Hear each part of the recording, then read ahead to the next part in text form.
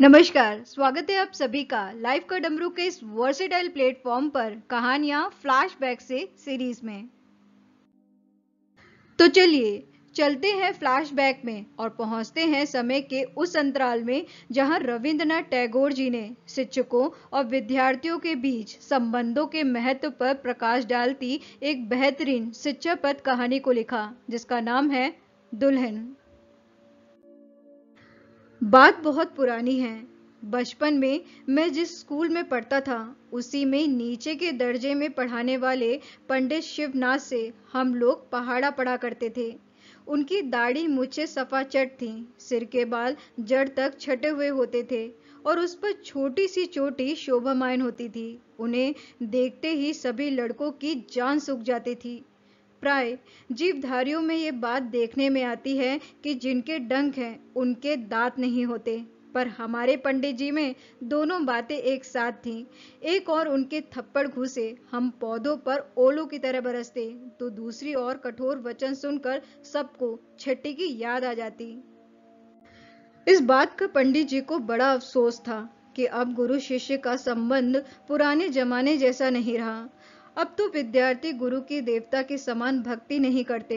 इस तरह अपना अफसोस जाहिर करके वह अपनी उपेक्षित देव महिमा को बालकों के सिर पर जोरों से मर दिया करते और कभी कभी गहरी हुक्कार भरते, किंतु उसके भीतर इतनी ऊंची बातें मिली रहती कि उसे देवता के व्रज की आवाज का दूसरा रूप समझ लेने का संदेह किसी को नहीं होता।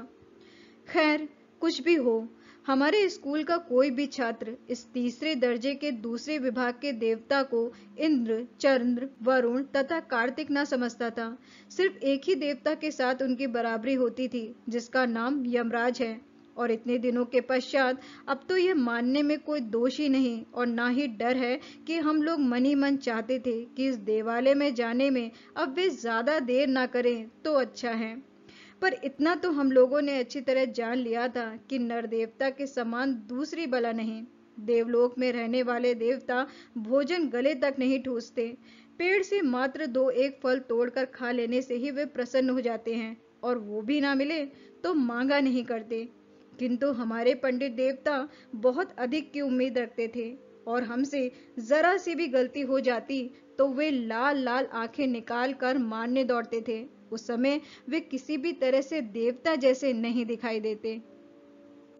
लड़कों को परेशान करने का हमारे शिवनाथ पंडित जी के पास एक बढ़िया हथियार था, जो सुनने में तो मामूली था किंतु हकीकत में बड़ा खतरनाक था। वे लड़कों को नए नए नाम रखा करते थे। नाम यद्यपि पहचान के अतिरिक्त और कुछ भी नहीं होता, पर आदमी स्वयं से अपने नाम को ज्यादा अच्छा चाहता है। अपने नाम की प्रसिद्धि के लिए लोग क्या क्या मुसीबतें बर्दाश्त नहीं करते, यहाँ तक कि नाम की रक्षा के लिए लोग मरने से भी नहीं चूकते। नाम पर मर मिटने वाले मनुष्य के नाम को बिगाड़ देना उसके प्राण ले लेने से भी अधिक मर्म स्थान पर चोट पहुंचाना है। अगर यह मान लिया जाए जिसका नाम भूतनाथ है, उसे अगर नलिनी कांत कहा जाए तो उसके लिए भी यह असहनीय है। इसे एक खास तत्व की जानकारी होती है, वह यह कि आदमी चीज की अपेक्षा नाचीज को ज्यादा समझता है। यानी सोने चांदी की अपेक्षा बातों को, प्राणों की अपेक्षा सम्मान को, अपने स्वयं से अपने नाम को बड़ा मानता है। अंदरूनी मानव स्वभाव से इस गूढ़ नियम के वश में होकर पंडित जी ने जब शशि शेखर का नाम छछूंदर रख दिया, तब वह बेचारा बहुत ही दुखी हुआ। विशेषता उसके मन में दर्द इसलिए भी और बढ़ गया जब नामकरण की वजह से उसके चेहरे पर विशेष तौर से गौर किया जाता था। फिर भी बहुत ही शांत भाव से सब बर्दाश्त करते हुए उसे चुपचाप बैठा रहना पड़ता। पंडित जी ने आशुतोष का नाम रख दिया था दुल्हन, और इस नाम के साथ थोड़ा सा इतिहास भी है। आशु अपने दर्जे में बहुत ही सीधा साधा और भोला भला लड़का था। वह हमेशा शांत रहता, किसी से लड़ना झगड़ना तो उसकी जनपत्री में ही नहीं लिखा था। बड़ा ही शर्मीला था, शायद आयु में भी सबसे छोटा था। सभी बातें सुनकर मात्र मुस्कुरा देता था, किंतु पढ़ता खूब था। स्कूल से बहुत से लड़के उसके साथ दोस्ती के लिए हमेशा इच्छुक रहते थे, पर वह किसी के साथ खेलता तक नहीं था। छुट्टी होते ही तुरंत फुरत घर चला जाता था। दोपहर को करीब 1 बजे उसके घर की मेहरी एक दोने में कुछ मिठाई और छोटे से ग्लास में पानी लेकर आया करती। आशु को इसके लिए बड़ी लज्जा महसूस होती। वह सोचता किसी तरह मेहरी जल्दी घर लौट जाए तो वो जी जाए। वह नहीं चाहता था कि इस बात को कोई जाने कि स्कूल के छात्र के अलावा वह और भी कुछ है। मानो उसके लिए ये बहुत बड़ी छिपाने की बात थी कि घर का कोई है, अपने माँ बाप का लड़का है, भाई बहनों का भाई है। इस बारे में हमेशा उसका यही प्रयास होता कि कोई लड़का उसकी कैसी भी बात ना जान ले। पढ़ाई लिखाई के मामले में उससे कोई गलती नहीं होती थी। किसी किसी दिन सिर्फ स्कूल आने में कुछ विलंब हो जाया करता। शिवनाथ पंडित जब उससे कारण पूछते तो उसका कोई सही उत्तर ना दे पाता था। इसके लिए कभी कभी उसे बड़ी फटकार सहनी पड़ती थी। पंडित जी उसे घुटनों पर हाथ रखकर पीठ नीचे करके दालान की सीढ़ियों पर खड़ा कर देते थे और चारों दर्जों के लड़के उस शर्मीले लड़के को उस हालत में देखा करते थे। एक दिन ग्रहण की छुट्टी थी। उसके दूसरे दिन स्कूल में चौकी पर बैठे हुए पंडित जी ने देखा कि आशु एक स्लेट और स्याही लगे बस्ते में पढ़ने की किताबें लपेटे हुए और दिनों की अपेक्षा शर्मिंदा भाव से क्लास में घुस रहा है। शिवनाथ पंडित जी ने सूखी हंसी हंसते हुए कहा, अच्छा दुल्हन आ गई क्या? छुट्टी होने के पहले उन्होंने सब लड़कों को संबोधित करके कहा, सुनो रे, सब सुनो। पृथ्वी की सारी गुरुत्वाकर्षण शक्ति तेजी से बालक को नीचे की ओर खींचने लगी। फिर भी छोटा सा आशु अपनी बेंच पर धोती का एक छोर और दोनों पैर लटकाए हुए सब लड़कों का लक्ष्य स्थल बना बैठा रहा। अब तक तो आशु की बहुत अधिक आयु हो चुकी होगी। उसके जीवन में बहुत से भारी भारी सुख दुख और शर्म के दिन भी आए होंगे, किंतु उस दिन के मासूम दिल के इतिहास के साथ और किसी दिन की तुलना नहीं हो सकती। हालांकि बात बहुत छोटी सी है और दो शब्दों में खत्म हो जाती है, फिर भी यह तो मानना ही पड़ेगा कि उसमें एक रहस्य है। आशु की एक छोटी बहन थी। उसके बराबर की कोई साथिन या बहन न थी, इसलिए वह प्राय आशु के साथ ही खेला करती थी। लोहे की रेलिंग से घिरा हुआ बड़े गेट वाला आशु का ही मकान है। सामने गाड़ी ठहराने के लिए बरामदा भी है। उस दिन खूब तेज वर्षा हो रही थी। जूते हाथ में लिए, सिर पर छतरी ताने जो दो चार आदमी सामने से जा आ रहे थे, उन्हें किसी भी और देखने की फुर्सत न थी। बादलों के उस अंधेरे में, वर्षा के झमझम शब्द में, तमाम दिन की छुट्टी में गाड़ी खड़ी करने के बरामदे की नीचे की सीढ़ियों पर बैठा आशु अपनी बहन के साथ खेल में मग्न था। उस दिन उनके गुड्डा गुड़ियों की शादी थी।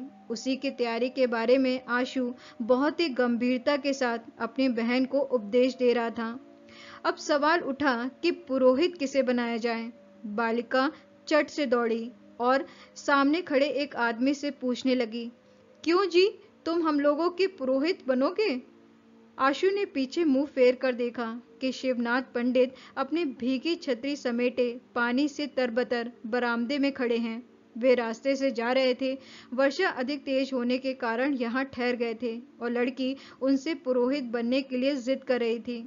पंडित जी को देखते ही आशु अपने खेल और बहन दोनों को छोड़ छाड़ कर बहुत तेजी से दौड़कर मकान के अंदर भाग गया। उसका छुट्टी का दिन बिल्कुल ही मिट्टी में मिल गया।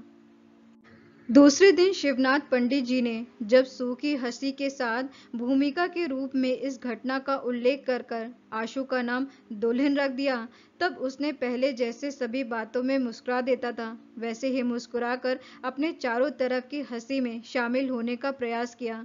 इतने में घंटा बज गया। सब कक्षाओं के लड़के बाहर चले गए और थोड़ी सी मिठाई और चमकते हुए फूल के ग्लास में पानी लिए हुए मैरी द्वार पर आ खड़ी हुई। उस समय हंसते हंसते उसका मुंह और कान लाल हो उठे।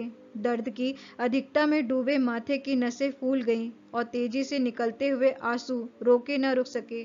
पंडित जी आराम घर में जलपान करके निश्चिंत हुक्का पीने लगे। लड़के बड़े आनंद से आशु को घेर कर दुल्हन दुल्हन कहकर हल्ला मचाने लगे। छुट्टी के दिन का अपनी छोटी बहन के साथ खेला हुआ वह खेल आशु की दृष्टि में अपने जीवन का सबसे बढ़कर लज्जाजनक भ्रम मालूम होने लगा। उसे विश्वास न हुआ कि दुनिया के आदमी कभी भी उस दिन की बात को भूल जाएंगे। कहानी से शिक्षा। कठोर अनुशासन हमेशा कारगर नहीं होता। पंडित जी के सख्त अनुशासन का विद्यार्थियों पर नकारात्मक प्रभाव पड़ता था। उनका डर और सजा विद्यार्थियों को प्रेरित करने के बजाय उनमें नकारात्मक भावनाएं पैदा करते थे। शिक्षक शिष्य संबंध में विश्वास और सम्मान महत्वपूर्ण है। पंडित जी और विद्यार्थियों के बीच विश्वास और सम्मान का अभाव था। डर के माहौल में विद्यार्थी शिक्षक से सीखने में सहज महसूस नहीं करते थे। व्यंग और मजाक का प्रयोग सावधानी से करें। पंडित जी द्वारा विद्यार्थियों के नामकरण में किए गए व्यंग और मजाक उन्हें शर्मिंदा करते थे। शिक्षकों को विद्यार्थियों के प्रति सम्मानजनक व्यवहार करना चाहिए। बच्चों की भावनाओं को समझें और उनका सम्मान करें। पंडित जी बच्चों की भावनाओं को समझने में असफल रहे। शिक्षकों को बच्चों की भावनाओं को समझने का प्रयास करना चाहिए। सकारात्मक प्रोत्साहन और प्रेरणा का प्रयोग करें। सजा के बजाय शिक्षकों को विद्यार्थियों को प्रोत्साहित करने और प्रेरित करने के लिए सकारात्मक तरीकों का उपयोग करना चाहिए। तो ये थी कहानी दुल्हन। कहानी अगर आपको अच्छी लगी है तो वीडियो को लाइक करिए, शेयर करिए, लाइव का डमरू के इस यूट्यूब चैनल को सब्सक्राइब करिए और साथ में बेल आइकन को प्रेस करना जरूर याद रखिए ताकि आने वाली वीडियोस के नोटिफिकेशन आपको टाइम पर मिलते रहें। इस वीडियो में इतना ही, फिर मिलते हैं एक नए वीडियो में एक नई कहानी के साथ। तब तक के लिए आप अपना ख्याल रखिए, अपनों का ख्याल रखिए, खुश रहिए, मुस्कुराते रहिए और जिंदगी में चाहे जो भी हो जाए हमेशा पॉजिटिव रहिए। शुक्रिया।